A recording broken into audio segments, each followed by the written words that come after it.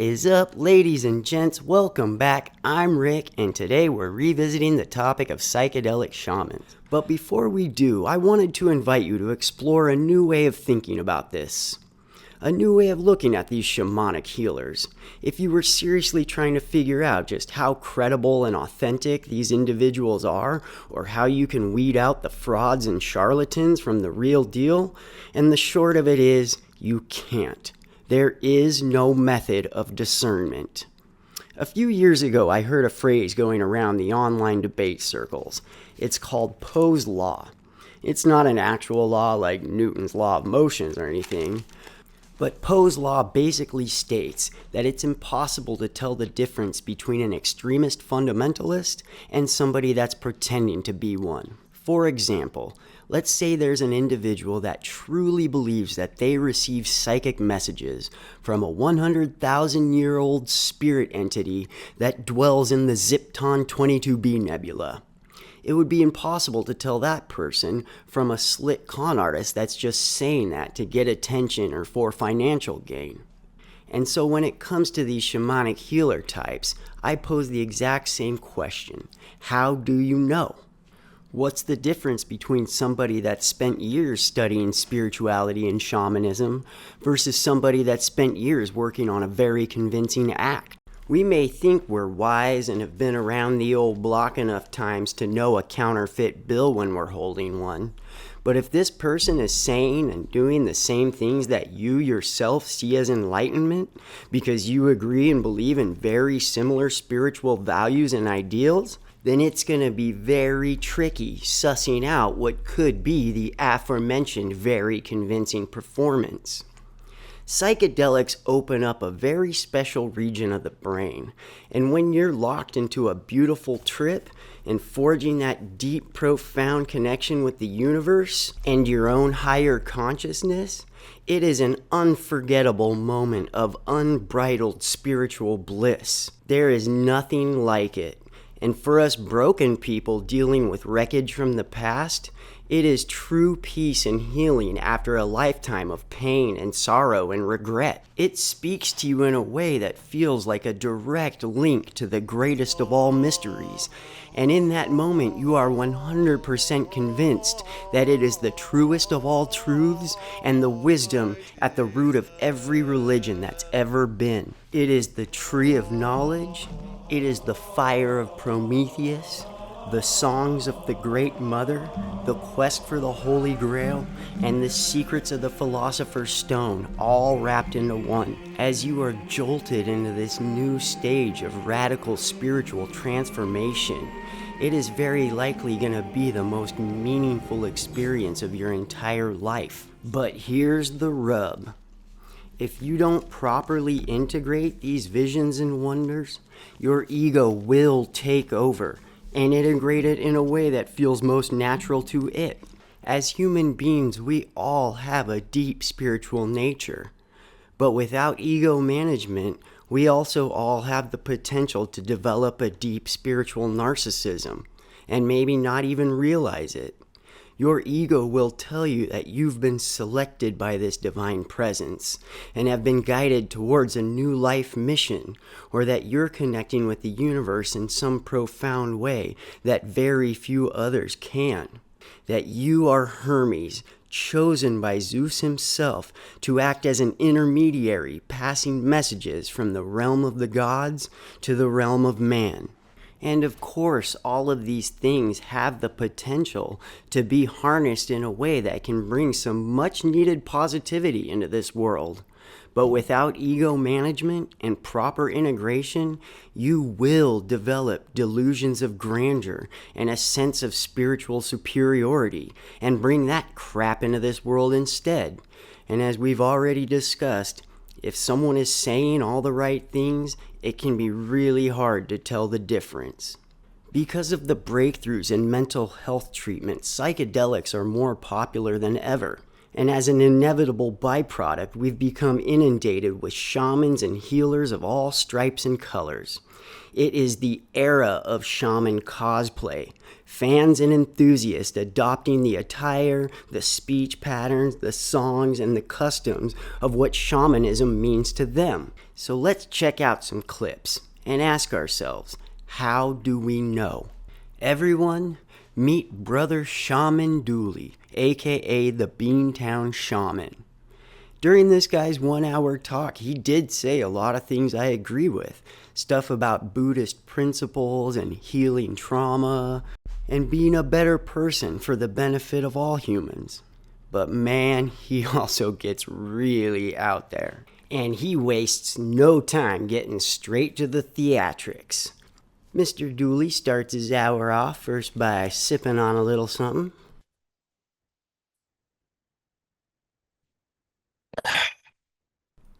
Then he does a quick little give thanks prayer to the universe. Blessings to Most High, the all within the all. Thank you. Thank you, thank you, thank you, thank you, thank you, thank you. Give thanks, give thanks, give thanks. And then he smokes up on a little something.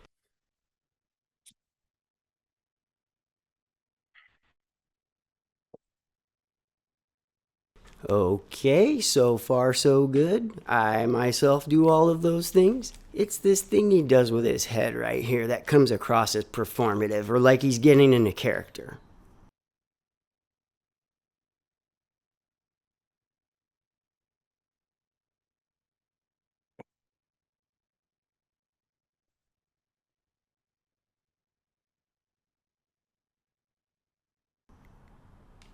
Yep, I guess that was the spirit of psychedelic shamanism just jumping into his body. Then he really lays it on thick with a much longer give thanks to the universe prayer.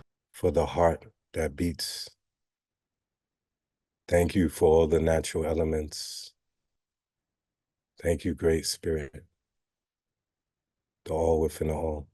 And then he sings this song. Oh, Onaye. He anaye oto.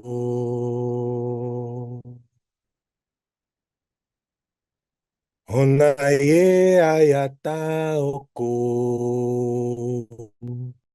I do have something to say about this song he sings, but he also brings it up later on in the video, so we'll talk about it then. And all of this stuff are things that spiritual people with a connection to nature do. But it's also the kind of stuff I would expect from somebody that really wants me to think that. And Mr. Dooley is just getting started, letting us know what a spiritual dude he is. Thank you. Thank you for that moment, y'all. I appreciate it. It's a great way for me to start my day. I usually start my day before I get out of the bed with doing some energy healing on myself. Then I start my day with prayer and then also go into my Qigong and my Tai Chi. This is how I start my day. I'm a practicing Buddhist as well as a martial artist, and I also do Qigong.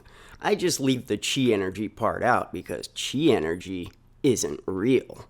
But I still get a lot out of it. It's great for my body and another way of practicing meditation, and it's opened up the door to the psychedelic divine on more than one occasion. And I'll go straight in to where Spirit wants me to go right now, because I'm on the medicine right now. That's right. Screw the planning and the forethought and the notes and the preparation. When you're a shaman, you can just let the spirits guide you through life. My foundation is my parents. My foundation is my mother. You know, and my mother was a very wise woman. You know, she was considered schizophrenic by the terms that, you know, these doctors love to give, right? But she was a very wise woman. Doctors don't love to use these terms. They have to, because it is a serious mental illness that needs treatment, which means it needs to be identified. Schizophrenia is real, and they gotta call it something, homeboy. So right about here, this presentation starts to turn into a mishmash of some commonly used Buddhist phrases, some cheesy self-help cliches, and some wooey New Age word salad. He also starts sharing his story of how he became a shaman and goes into some of his healing sessions. I'm saying this because at this point it kind of starts to jump around randomly, but I'll do my best to clarify as we go. And then it came back to full circle, back to my parents' teachings again when I sat with a Vietnam vet who was deep into the Tai Chi and the Qigong. And energy work, energy cultivation been a way of life for me ever since. I really lean very hard on the Taoist traditions, the energy cultivation work. And these exercises have been used for thousands and thousands of years, right? There's really not one particular group of people or race that hold to say we the founders of this, right? It's a great book, a good friend of mine who wrote, it's called the Egyptian Postures of Power. And they talk about Qigong and Kemet in Egypt way before 4,000 years of the Taoist traditions, right? No, that is absolutely incorrect. I looked into this book called The Postures of Power by Jason Quitt, and he basically pulled it out of his ass by looking at some Egyptian statues and saying, that kind of looks like that Tai Chi position. And it's been made into a documentary on the Gaia channel, which really should be about all you need to know. Yeah, Qigong originated in China around 2500 BC, end of story. I tell people all the time, some people say, oh, DULI, I want to do this medicine work. Can you teach me? I said, what do I have to teach you? First of all, I'm still learning myself. But if there's anything to teach, it's the art of listening. When someone switches up their dialect to sound, I don't know, foreign or wiser or whatever the hell that was, it just comes across as disingenuous to me. What do I have to teach you? And make up your mind, man. Are you a learned old shaman or not?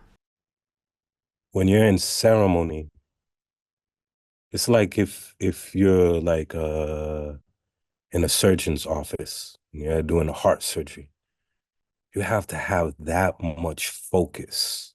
Or it could be someone's life in your hands. What Mr. DULI is referring to right here is psychic surgery, something that he says he does. And nobody has ever died or been injured in any way from a psychic surgery gone wrong because psychic surgery isn't really a thing. But this is where you kind of start to see his narcissism poke through a little bit. It's well known that actual surgeons do develop what's called a God complex because they really do have someone's life in their hands. It sounds like Mr. DULI has sort of got the God complex going on, but he imagined having these lives in his hands. Throughout this talk, Mr. DULI makes a lot of references to being a Reiki master, a psychic surgeon, an energy healer, an energy cultivator, and a Tai Chi and a Qigong practitioner. So I'm going to rant on this specific topic for just a minute. Chakras are an idea that goes all the way back to ancient India, and later on the ancient Chinese developed their own system of energy meridians, which gave us things like Qigong and acupuncture and all of that stuff. It was all dug up and rebranded by the New Age scene in the 1970s, giving us things like reading auras, protecting yourself from psychic vampires, healing crystals, good vibes, bad vibes, and clearing chakra pathways, and then later on things like quantum healing. And by the 90s, this woo-woo horseshit pseudoscience had worked its way into the medical system and was even practiced in clinics and hospitals by registered nurses. Insurance companies were even covering it. I know, crazy, right? It's called therapeutic touch, and it's practiced in hundreds of medical centers, even during surgery. In Connecticut, Nurse Ann Miner does therapeutic touch on Lisa Brackett to help treat her leukemia. Tremendous heat coming from your heart center. Do you feel it? Yeah, I do. The nurse supposedly feels without touching from 3 or 4 inches away, feels the defective energy pouring out. I can feel where the energy is balanced and where it's not balanced. I can feel where it's intense. I can feel it's depleted. Then she says she channels the healing energy of the universe through her hands to you. But this all came crashing down in the late 90s when the world's most badass 9-year-old girl devised a very simple yet effective method to put these energy workers to the test. And so all the top energy healers and energy workers flocked from all corners of the country to take Emily's test and show off their skills and abilities. But that's not what happened. Today I'm going to test you on how well you can feel the human energy field. Emily Rose's test was simple. She asked practitioners of therapeutic touch to feel the energy from her hand. But first, she had them put their hand through a towel and piece of cardboard so they couldn't see where her hand was. She didn't ask them to heal anything. She just asked the most basic question. Tell me which of your hands you think my hand is over. Left. One by one, all of these energy healers bit the dust and face planted until little Emily's test exposed to the world what big fat phonies they all were, and on national TV no less. So pretty soon they all stopped showing up to take Emily's test because it was a major embarrassment for them. Again and again, touch therapists failed the test. Left. Amazingly, they kept volunteering to take the test. And even when they failed to do better at picking the correct hand than they would have done flipping a coin, Right. their faith in their skills was not dimmed. Okay. This woman guessed right only 3 times out of 10. How do you think the test went? I think it went very well. Okay, you got one right. Sorry. And Emily became the youngest person to ever have a peer-reviewed paper published in an official medical journal. I was raised by the nuttiest kind of Christians, and I spent most of my childhood watching people speaking in tongues and laying healing hands on people and twitching on the ground as the Holy Spirit coursed through their veins like the lightning of Zeus or something. And then they would go around zapping the Holy Spirit into other people, and they would lay on the ground and start twitching. And even as a kid, I knew it was just grown-ups playing make-believe. The last energy worker I spoke with, I asked them, what's the difference between you waving your hands around and calling it energy healing and a Christian waving their hands around and calling it the Holy Spirit? And their response was that this is real and that's just pretend. But that's the thing. To me, you're both just weirdos waving your hands around and also thinking that you're way, way, way more special than you really are. Okay, back to Mr. DULI. And again, I didn't know I was going to go down this road. But when I started to get back into the medicine after years and years, almost 30 years of cultivation energy work, and then going into the medicine, you know, it started in college because I was always an artist, graffiti artist, all that. You know, I always loved hip hop, right? So I got a scholarship, and a friend of mine gave me mushrooms. And that was the beginning. And then ever since that time, I might have not have had the money at the time to go to Peru or Brazil or all these other places, but I was hearing about Wachuma and ayahuasca and iboga and all these different things. But for some reason, I didn't have to travel anywhere. They all just came to me. The level of manifestation, the level of magnetism, right? Oh boy, here we go with the manifestations. This crap is really starting to screw people up. There's a whole spiritual coaching industry right now, and they've been telling people that if you just act wealthy, then wealth will just come your way. And so kids are going out and maxing out credit cards, getting the finest clothes and the finest haircuts, and eating at the fanciest restaurants because they think that acting rich will just eventually make them rich. And once they become a world-famous spiritual coach, then they can pay off all their credit card debt with their millions of dollars. And not only are people passing off this greed and desire for material possessions as spirituality, but they're charging you hundreds to thousands of dollars to do it. It's a lie, it's a scam, It's ruining people's lives, and it's gots to go. Now, all of this stuff so far has been what I would consider to be your average garden variety woo-woo, but this is where homie's cheese really starts to slide off his cracker. He starts answering yes to questions that nobody asked, which is kind of weird, and I'm not sure where he got that from. There's also a few references to there being nothing new under the sun, but I don't fully grasp the context he's using it in, so it feels out of place to me.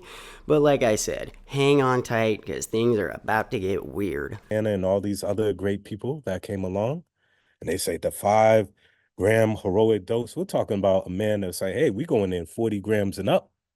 Come on, y'all. We got to step our game up. We got to take this a little deeper if we want a real lasting shift. Because there's nothing new under the sun. Nothing. And if we're not careful, we will repeat patterns again. Okay? Yes, sitting in higher doses of 31 grams. Yes, I've seen firsthand the galactic wars and all kinds of things. And there's nothing new under the sun. Oh, I don't know, man. Galactic Wars, that's a new one to me. What the hell are you even talking about? Is that like Sith versus Jedi? A Federation against the Klingons? Bugs Bunny versus Marvin and the Martians? So what are we going to do this cycle? And for all my melanated people, yes. I'm glad we're on the medicine. Have found these medicines. But I don't get caught up in the earth suit. I'm going to just be very frank. Because your ass have been a cat person, a motherfucking reptilian, a blue person from Arcturus, anything you can possibly imagine. Anything. And the key word here is imagination. You imagined these things. That doesn't make them real. Psychedelics can show you things that are strange and unexplainable, but they're still coming from your brain. It might be the subconscious part of your brain, but it's still coming from your brain. So if you're seeing grand space battles and blue people, it's very likely you already believed in that stuff, or at the very least were a huge fan of the sci-fi and fantasy genre. But understand that you are soul. Understand the true teachings of mysticism, all right? To know that you're everything. My homegirl, Nikki's on, Keith is on the call. We've done plenty of retreats together. We could tell you firsthand the level of how powerful these medicines are and how powerful your consciousness is. We're talking about singularity consciousness that goes beyond the concept of this fleshly earth suit. Okay? I'd never heard the term singularity consciousness before. I'm glad he wasn't talking about like the singularity at the center of a black hole, but I think he's referring to there being a singular consciousness that we all share and experience together rather than consciousness coming from our brains. And here he goes again with the earthly meat suit, or fleshy earth suit. I think he meant the same thing. Look, man, this time we have on Earth in our earthly meat suit is all we got. Everything else is just speculation. You may feel like you truly know that you're actually a soul or an ethereal being made out of light or whatever, but you don't actually know for sure because nobody does. So it cheapens and diminishes the value of life and how precious every second on this planet truly is when you talk about it like it's just some meaningless preliminary round before your soul moves on to the real ball game. And I don't see anything spiritual about pretending that you have answers to questions that are actually unanswerable. That is not knowledge. That is belief. And believing something and knowing something are not the same thing. So you can believe there's more to this life than the earthly meat suit. It sounds like you've convinced yourself of all sorts of fantastical things, but it's not something anybody can say they know for sure. Melon and Donna tell you, I got a couple of people out there that their work has been around helping the deceased spirits that are still in limbo. The atrocities that have happened on the soil. Oh. That's why when you walk to certain places, you get certain areas just got a fucking bad vibe. Because a lot of atrocities happened on that land. And that shamans, medicine people, whatever the hell you want to call yourself, because I don't get caught up in the labels. If anything, I think that inflates the fucking ego.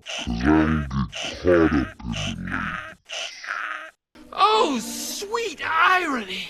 Ay, Jesu Cristo, we have now moved on to ghosts. You know, those pesky spirits in limbo always leaving their bad vibes all over the place. And good gravy, this guy believes in all the weird stuff. It's like any second now he's gonna tell a story about dropping acid with Bigfoot. And that's the thing with these spiritual narcissists. They're so wrapped up in themselves that in their mind, it's everyone else that's posing as a shaman or being a shaman just because of their ego. And when you're this wrapped up in the idea that you're the genuine article and you're the real shaman, and hey, watch out for all the phonies out there, you lose the self-awareness to realize you're doing the exact same thing they are. I remember I do something called psychic surgery. I remember I was sitting with this one client, European woman. And her session was very powerful, but it got to a place where we was going into the genetic codes, going back into her ancestry.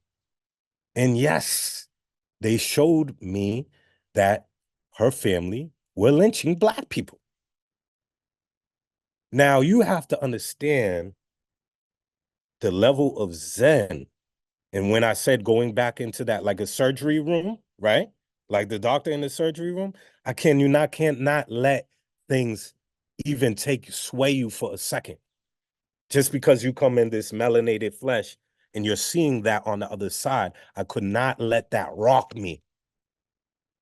Because I knew there was still a job to be done in that moment. You understand? Are y'all understand where I'm coming from? Are y'all hearing? Dude, you lost me back at reptilians and blue people. We've already gone over the psychic surgeon's God complex, so I think we can move on. Whoever you claim you are, it's time to do the work. That's what this is about. Yes, my father was at Woodstock in '68. Oh, was he? Because Woodstock was actually in 1969, and what the hell does that have to do with anything? Look, I also agree that spiritual growth is definitely work, but I get the feeling by work he just means subscribe to the same mystical hippy-dippy nonsense that he does. And this is the weirdest, just most random, mixed-up rant he goes on by far. Seeing Jimi Hendrix play live and Sly and the Family Stone and all that. And yes, before that, the Beatniks, chilling with their ganja, listening to jazz. I understand how the European has been robbed just like any other people in this matrix here. The thing is that they just don't try to show you they're dirty. They're dirty shit. You know what I mean? We're talking about the level of repression. So when you came from the beatniks to the hippies and they're like, oh, snap, like, wow, I feel connected. Why the fuck am I, my great racist ass grandfather hating on these Black people over here? That shit doesn't make sense, Dad or Grandpa. You need to take some of this motherfucking mushroom and LSD with me and open your fucking blood clot, Ross clot motherfucking first eye. I got nothing to say here because I have no idea what any of that meant, what that stuff about the Europeans or their dirt or your racist Ross-clock grandpa or anything, but I did catch that sneaky little reference to us living in the Matrix. Nice one, bro. I can't make this shit up, y'all. I can't make shit up when I'm looking at a person who has a tumor in their motherfucking neck and I go into my higher self and I'm literally dissolving the tumor. I can't make this shit up. Yeah. Yeah, you sure fucking can. In fact, you just did. I can't make this shit up when I'm in ceremony and we start a fucking earthquake. I can't make this shit up. And I'm not saying all this to get brownie points or to sound cool because I don't give a fuck about none of that shit. Yeah, but that's the thing, Mr. DULI. If you didn't care about the brownie points, then you wouldn't get all irate and start yelling about how much you don't care. And you can't go around telling everyone that mushrooms give you the healing power of Lord Jesus Christ himself and then follow it up with, I can't make this shit up. I mean, what are we all supposed to say? Yeah, well, he says he can't make it up, so it's good enough for me. That ain't how it works, homeboy. Here, let me show you how it's done. Mr. DULI, I just received a psychic message from a 100,000-year-old alien entity spirit that dwells in the Zipton 22b nebula, and they're telling me that you're full of shit. And that finally brings us back to that sacred old song he was singing at the beginning of the video. When I started going through these levels of the sacred songs in the beginning, I thought it was gibberish. I was like, what the hell am I? I'm bugging. What the hell is going on here? And I remember that day when I met Barbara Kalindi, and it was this one guy who said, well, can I hear one of your songs? I was like, sure, I'll try to muster it up. And he says, do you know what you're saying, DULI? Hell no, enlighten me. You know what I mean? He said, you're speaking ancient Mayan language. He says, I recognize some of the words because I go back and forth to Mexico and I recognize some of the songs that we sing over there. And you're saying some of the words there. You can't call it an old sacred song, but then also say it's gibberish you're yoinking from the spirit realm. That's not even like appropriation of indigenous culture. That's more like a blatant mockery.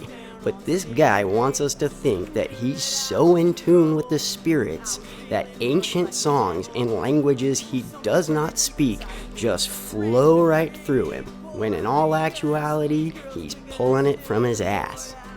Look, I've seen as much crazy shit as any other seasoned psychonaut, but I like to phrase it in ways like, to me it felt like, or it felt like I was able to, and then fill in the blank, because these are subjective experiences, and I would never talk about it like it actually really happened.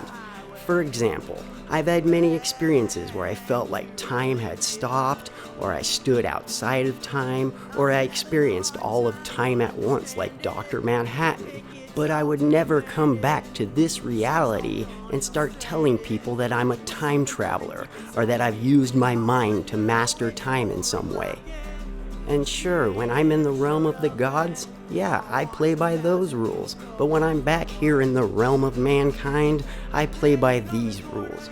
Having these profound and meaningful experiences and connections to the universe and the psychedelic divine does not make you a shaman. That just makes you a badass psychonaut. And you should be content with that. And I don't think shaman is the kind of name you should give yourself. If the community gets together and collectively decides you're a shaman, then you've probably been out in the world doing some serious healing. But if you're calling yourself a shaman, then you're most likely engaging with your ego in a way that's gonna hold you back on your spiritual path. Alright y'all, peace out. See you next time. How many times will it take me before I go crazy?